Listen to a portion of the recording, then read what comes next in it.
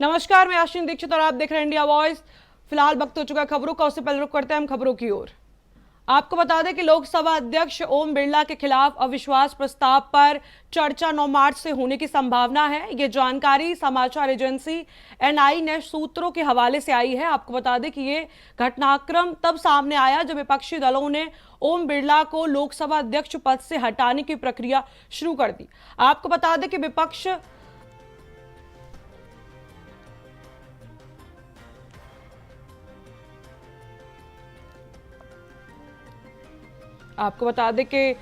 ने अध्यक्ष पर सदन में पक्षपात का आरोप लगाया।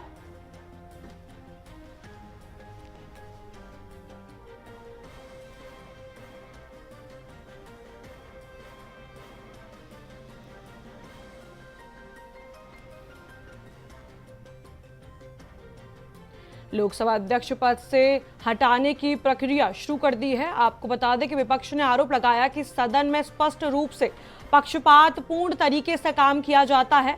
विपक्ष की प्रस्ताव के बाद ओम बिरला ने खुद को सदन की कार्रवाई से दूर कर लिया।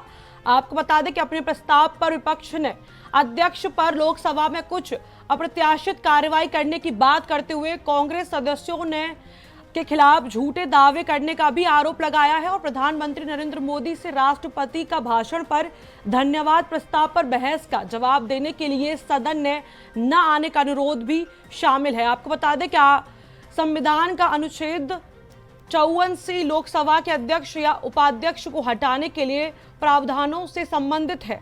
संविधान का अनुच्छेद 96 अध्यक्ष को सदन में अपना बचाव करने का अवसर देता है। आपको बता दें कि सदन में अध्यक्ष को पद से हटाने के लिए प्रस्ताव पेश किए जाने पर अध्यक्ष अपना मत डाल सकते हैं, लेकिन बराबर होने की स्थिति में वो अपना मत नहीं डाल सकते।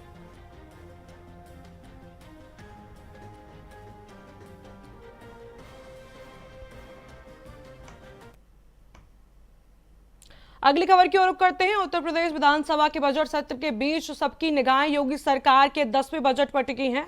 आपको बता दें कि प्रदेश के वित्त मंत्री सुरेश खन्ना आज योगी सरकार का अब तक का सबसे बड़ा और महत्वपूर्ण बजट पेश करने जा रहे हैं। साल 2027 के विधानसभा चुनाव से पहले पेश होने वाला ये आखिरी पूर्ण बजट कई मायनों में ऐतिहासिक हो सकता है, जिसका कुल आकार 9 लाख करोड़ रुपए से अधिक होने की अनुमान बताया जा रहा है।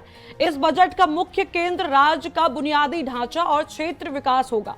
आपको बता दें कि विशेष रूप से पूर्वांचल और बुंदेलखंड के क्षेत्रीय असंतुलन को खत्म करने के लिए सरकार बड़ी सौगात दे रही है। सूत्रों के मुताबिक पूर्वांचल और बुंदेलखंड विकास निधि के लिए लगभग 1900 करोड़ रुपए आवंटित किए जाने की संभावना है, जो पिछले वित्तीय वर्षों की तुलना में करीब 700 करोड़ रुपए से अधिक है। इस कदम से इन दोनों क्षेत्रों में 37 पिछड़े जिलों के विकास को नई रफ्तार मिलेगी। इसके अलावा बजट में महिलाओं के सशक्तिकरण, युवाओं के रोजगार और सामाजिक सुरक्षा से जुड़ी योजनाओं पर भारी निवेश की उम्मीद है। आपको बता दें कि बुनियादी विकास के साथ साथ समाज के हर वर्ग को साधने की यह कोशिश यूपी की अर्थव्यवस्था को नई ऊंचाई पर ले जा सकती है।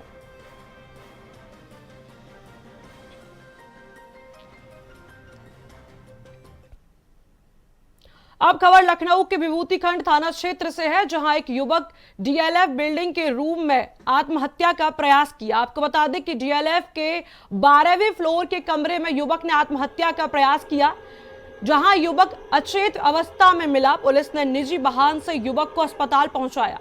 समय पर इलाज मिलने से युवक बच गया। आपको बता दें कि आत्महत्या के प्रयास से पहले युवक ने वीडियो भी बनाई थी।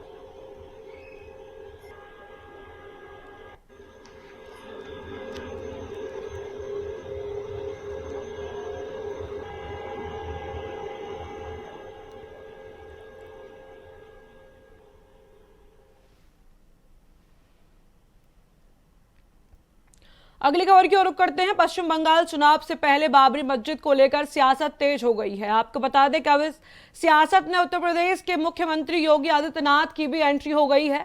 सीएम योगी के बाबरी मस्जिद वाले बयान पर पूर्व तृणमूल कांग्रेस नेता और जनता अन्य पार्टी के प्रमुख हुमायूं कबीर ने पलटवार किया। आपको बता दें कि मंगलवार को हुमायूं कबीर ने कहा कि मुर्शिदाबाद में बाबरी मस्जिद की नकल वाली मस्जिद जरूर बनाएंगे और कोई उन्हें नहीं रोक सकता।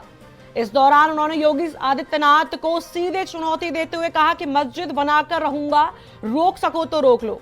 हुमायूं कबीर ने कहा कि यह लखनऊ या उत्तर प्रदेश नहीं है, अयोध्या भी नहीं है, बंगाल है और यहां ममता बनर्जी का शासन है। उन्होंने कहा कि भारत संविधान के अनुसार मुसलमानों को भी मस्जिद बनाने का पूरा अधिकार है, ठीक वैसे ही जैसे अन्य लोग मंदिर या चर्च बनाते हैं। इस दौरान हुमायूं कबीर ने कहा कि 6 दिसंबर 2025 को बाबरी ढांचे के गिराने जाने का वर्षगांठ पर उन्होंने मस्जिद की नींव रखी थी और अब 11 फरवरी 2026 से निर्माण कार्य शुरू हो जाएगा। उन्होंने आगे कहा कि सुबह 10 बजे के आसपास करीब 1200 लोग कुरान पढ़ते हुए काम की शुरुआत करेंगे।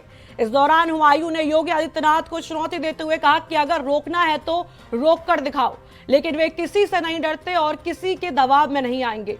मस्जिद बनाकर रहेंगे, रोक सको तो रोक लो। इससे पहले उत्तर प्रदेश के मुख्यमंत्री योगी आदित्यनाथ ने मंगलवार को कहा कि कयामत का दिन अभी नहीं आने वाला है और इसीलिए बाबरी ढांचा भी कभी नहीं दोबारा बनेगा। आदित्यनाथ ने बाराबंकी में एक कार्यक्रम में कहा कि हमने कहा था कि रामलला आएंगे, मंदिर वहीं बनाएंगे, मंदिर बन गया और क्या कोई शक है। उन्होंने कहा कि कयामत का दिन अभी नहीं आया, इसीलिए बाबरी ढांचे का पुनर्निर्माण भी कभी नहीं होगा।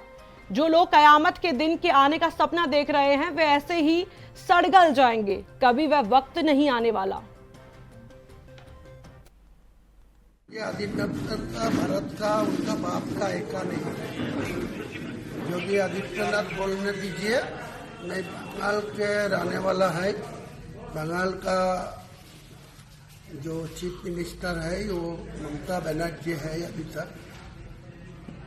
भारत का जो संविधान है वो संविधान के मेरा हक है मस्जिद बनाने का। किसी को मंदिर बनाना, किसी को गिरजा बनाना, किसी को चर्च बनाना, वो अपना अपना धर्म का लोगों को हक है। तो मैं मुसलमान होने के मैं मस्जिद बनाऊंगा, वो कुछ कर सकते कर लेगा। यह अयोध्या नहीं है, लखनऊ नहीं है, ये यूपी नहीं है, ये बंगाल है या मुर्शिदाबाद है। मैं यहाँ मस्जिद बना के ही छोड़ूंगा, किसी को कोई रोक सकता रोक लीजिए। ये हमारा एक साफ बात है, वो बाबरी मस्जिद तोड़ना ठीक नहीं था। दूसरा, अगर किसी व्यक्ति लीगली कोई मंदिर, मस्जिद, गिरजा तैयार करते हैं, उसका हक है करने का। लेकिन हुमायूं कबीर वो क्वेश्चन इसलिए उठ रहा है क्योंकि वो भाजपा का कैंडिडेट बन चुका है। जो भाजपा बाबरी मस्जिद तोड़ा था 2019 में, बाबरी मस्जिद जो तोड़ने वाला भाजपा का वो उम्मीदवार था।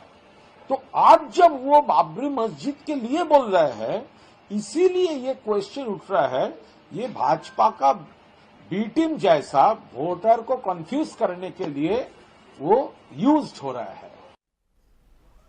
अगली खबर की ओर रुख करते हैं। हेमंत सरकार के मंत्रियों और विधायकों को विधायी कामकाज के लिए टैब दिया जाएगा। आपको बता दें कि इससे पहले उन्होंने इसका प्रशिक्षण भी किया है। झारखंड विधानसभा में राष्ट्रीय ई विधान एप्लीकेशन के संचालन की तैयारी पूरी कर ली गई है। अध्यक्ष रविंद्रनाथ महंतो ने कहा कि सोमवार को विधानसभा के सभा वैषम में लाए जाएंगे, डिजिटल उपकरणों का जायजा लिया जाएगा और अधिकारियों को आवश्यक दिशा निर्देश दिए।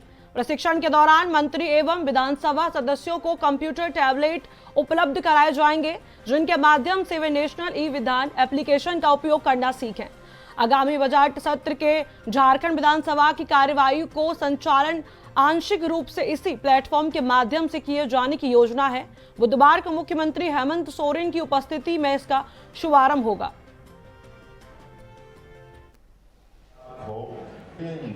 हम लोग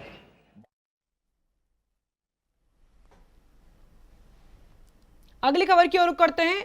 इटावा में एसआईआर प्रक्रिया में बड़ी लापरवाही का आरोप लगाते हुए समाजवादी पार्टी ने ताका तहसील परिसर में धरना प्रदर्शन किया। आपको बता दें कि सपा नेताओं का आरोप है कि फर्जी तरीके से फॉर्म 7 भरवाकर विपक्ष समर्थक और अल्पसंख्यक मतदाताओं के नाम मतदाता सूची से हटाए जा रहे हैं। आपको बता दें कि जिला सपा SIR प्रभारी उदय भान सिंह यादव ने बताया कि जगतसिंहपुर नगर विधानसभा क्षेत्र के बूथ संख्या 480 ग्राम रतहरी में 38 जीवित मतदाताओं को मृत घोषित कर दिया गया है। प्रदर्शन के बाद कार्यकर्ताओं ने जिलाधिकारी उप जिलाधिकारी को ज्ञापन सौंपकर निष्पक्ष जांच और दोषियों पर कार्रवाई की मांग की।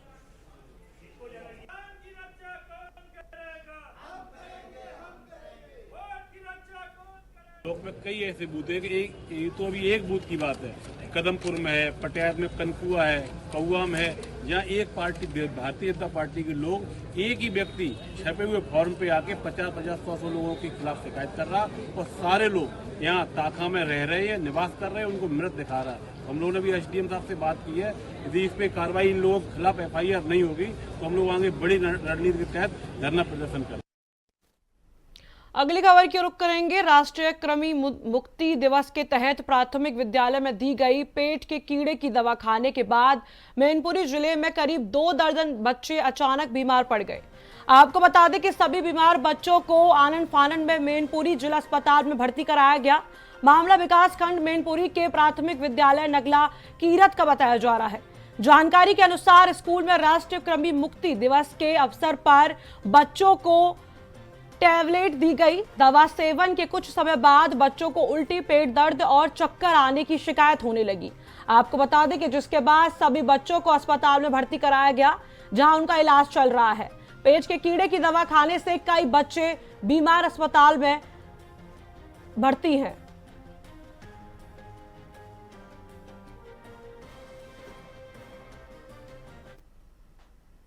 अगली खबर की ओर रुख करते हैं। संभल में SIR प्रक्रिया को लेकर SP पार्टी ने मुख्य निर्वाचन आयुक्त को संबोधित ज्ञापन DM को सौंपा। आपको बता दें कि उन्होंने मांग करते हुए कहा कि BLO घर घर जाकर मतदाताओं की मैपिंग करें। जिन मतदाताओं की मैपिंग नहीं हो पा रही है उन्हें नोटिस के माध्यम से साक्ष्य की सुनवाई के लिए मौका दें। आपको बता दें कि फॉर्म 7 के माध्यम से सही मतदाताओं के वोट काटे जा रहे हैं। उन्होंने सही तरीके से SIT की प्रक्रिया करने की मांग की।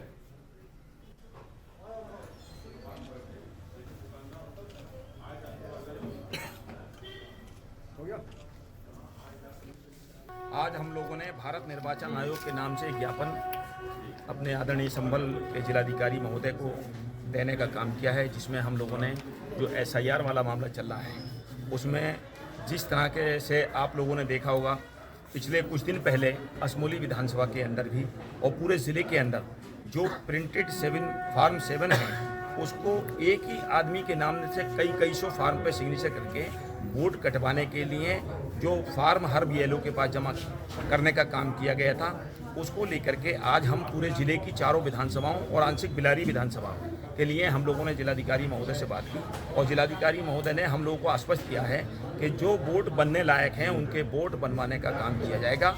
किसी का वोट इस तरीके से नहीं काटा जाएगा, जो बालिग है उसका वोट बनेगा। आगरा के राजा मंडी बाजार को ध्वस्त करने के आदेश जारी होने के बाद बाजार में अजीब सा माहौल देखने को मिल रहा है। आपको बता दें कि एक और दुकानदारों में गम है तो दूसरी ओर संतुष्टि भी दिखाई दे रही है। दरअसल इस पूरे मामले की कानूनी लड़ाई खुद दुकानदारों द्वारा सुप्रीम कोर्ट में लड़ी गई है। दुकानदारों का कहना है कि भवन स्वामी द्वारा उनसे गलत तरीके से किराया वसूला जा रहा था। कई बार आपत्ति जताने के बावजूद जब कोई समाधान नहीं निकला तो मामला कोर्ट तक पहुंचा। लंबी सुनवाई के बाद सुप्रीम कोर्ट ने इस प्रकरण में अपना फैसला सुनाया, जिसके तहत बाजारों को ध्वस्त करने के आदेश दिए गए। देखिए राजा मंडी बाजार कमेटी अध्यक्ष से हमारी बातचीत।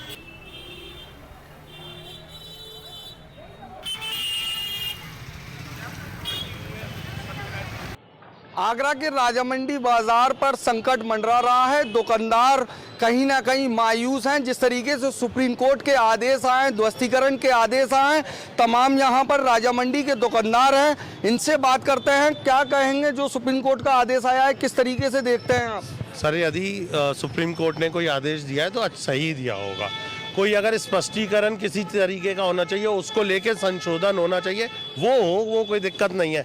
लेकिन ये कहना कि मार्केट ही गलत है, पूरी 100 साल हो गए, अब मैं तीसरी पीढ़ी हूँ सर यहाँ पे। मेरे दादाजी रहे, फिर मेरे फादर ने देखा, अब मैं देख रहा हूँ यहाँ पे हमारे ऐसे मुझ जैसे जाने कितने ये सब दुकानदार हैं, सबकी रोजी रोटी जाने कितने सालों से चल रही है। एक पल में ये कह देना कि मार्केट को ध्वस्त कर दो, ऐसा कर दो, ऐसा थोड़ी ना। सुप्रीम कोर्ट के तो आदेश आ चुके हैं। मैं आपकी बात से बिल्कुल, सुप्रीम कोर्ट तो हमारे सबसे ऊपर है, उसका तो फैसला अटल है, वो तो मान्य है ही। लेकिन सुप्रीम कोर्ट ने ये कहा है इसे स्पष्ट करिए, स्पष्ट करने के बाद अगर कोई संशोधन की जरूरत है तो करिए।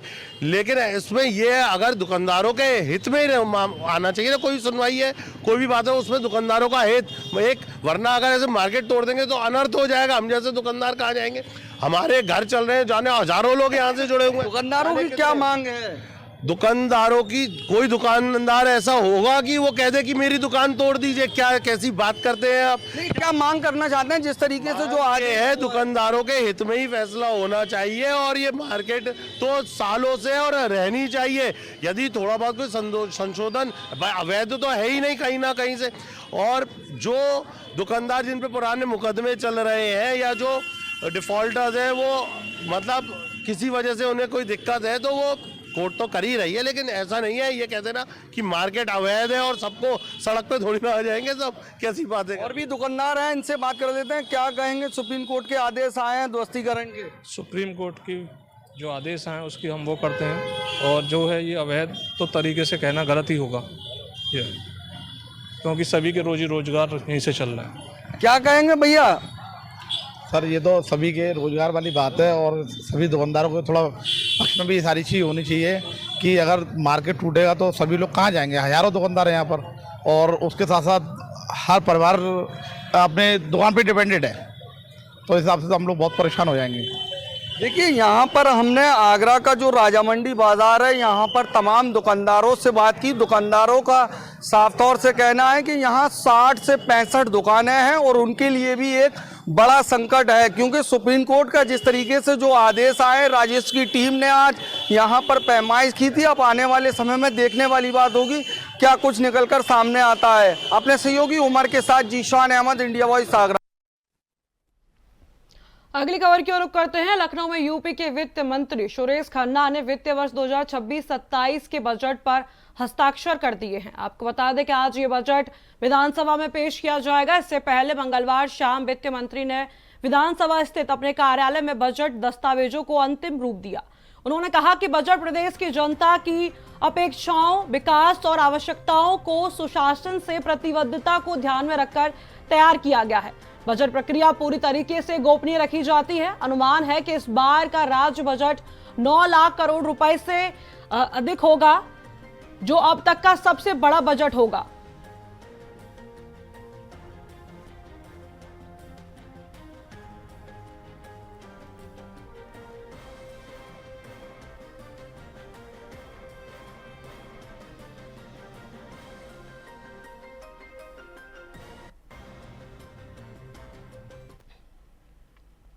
अगली खबर की ओर रुख करते हैं। लखनऊ के अहिल्यागंज क्षेत्र में स्थित एक किराना दुकान में भीषण आग लगने से अफरा तफरी मच गई।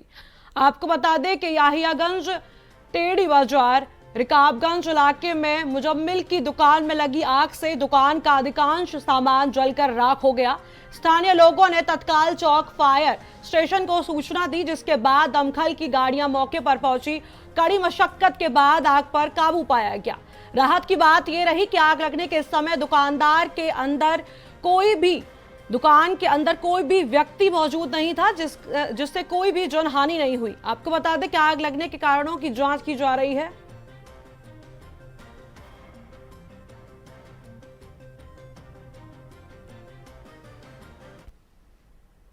अब खबर एटा से है, जहां संदिग्ध परिस्थितियों में गंभीर रूप से जले युवक को मेडिकल कॉलेज में भर्ती कराया गया।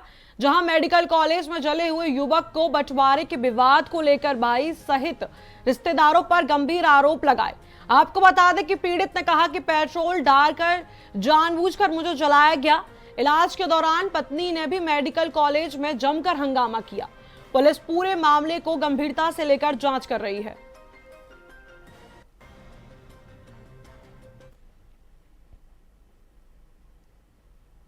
अगली खबर की ओर रुख करते हैं। खबर लखनऊ के टोंचा से है, जहां जुबैर ट्रेडर्स गोदाम से विस्फोट बरामद हुआ। आपको बता दें कि गोदाम को सील कर दिया गया है और आसपास बैरिकेड्स लगा दिए गए हैं। गोदाम में बड़ी मात्रा में पटाखों का विस्फोटक मिला। मौके पर स्थानीय पुलिस के साथ एसीपी बीकेटी, बम स्क्वाड और फायर ब्रिगेड की टीम मौजूद रही। मामले की जांच जारी है।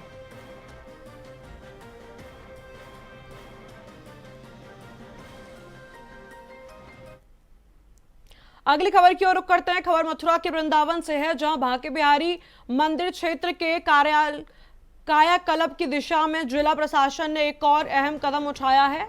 मंदिर कॉरिडोर परियोजना के तहत एक और भूमि की रजिस्ट्री सफलतापूर्वक संपन्न हुई है। आपको बता दें कि मंडलायुक्त नागेंद्र प्रताप और अपर जिलाधिकारी डॉक्टर पंकज कुमार वर्मा की मौजूदगी में विक्रेता राधाकृष्ण पाठक ने लगभग 70 वर्ग मीटर भूमि ठाकुर श्री बांके बिहारी जी के नाम पर रजिस्टर की है। अब तक 7 रजिस्ट्रियों के जरिए 900 वर्ग मीटर भूमि का अधिग्रहण हो चुका है। परियोजना में श्रद्धालुओं की सुविधाएं, सुरक्षा और पर्यटन को बढ़ावा मिलेगा।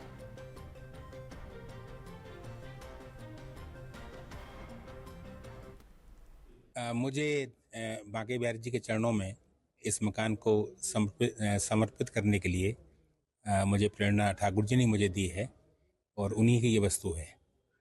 और असंख्य जो आगुंतक भक्तजन हैं वृंदावन में, उनको यहाँ सब सुविधाएं मिले, ऐसी प्रेरणा ठाकुर जी मुझे दी कि मैं अपने इस मकान को उनके सेवार्थ में अर्पण कर दूं। मैंने उसी भाव से अपने इस मकान को, जिसमें 102 वर्ग मीटर भूमि है और 4 इसमें दुकानें हैं, और प्रथम तल पर इसमें 2 परिवारों को रहने का स्थान है।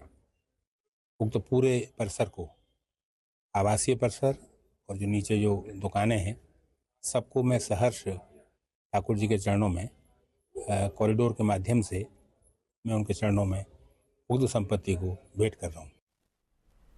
अब खबर एटा के बागवाला क्षेत्र से है, जहां खाना बनाते समय झोपड़ी में भीषण आग लग गई। आपको बता दें कि आग में घरेलू सामान जलकर पूरी तरीके से राख हो गया। भीषण आग लगने से किसान को भारी नुकसान हुआ। घटना की सूचना मिलते ही पुलिस मौके पर पहुंची और फायर ब्रिगेड की टीम ने आग पर काबू पाया। मिली जानकारी के अनुसार खाना बनाते समय चूल्हे में बचने के ज्यादा ईंधन डाल दिया था।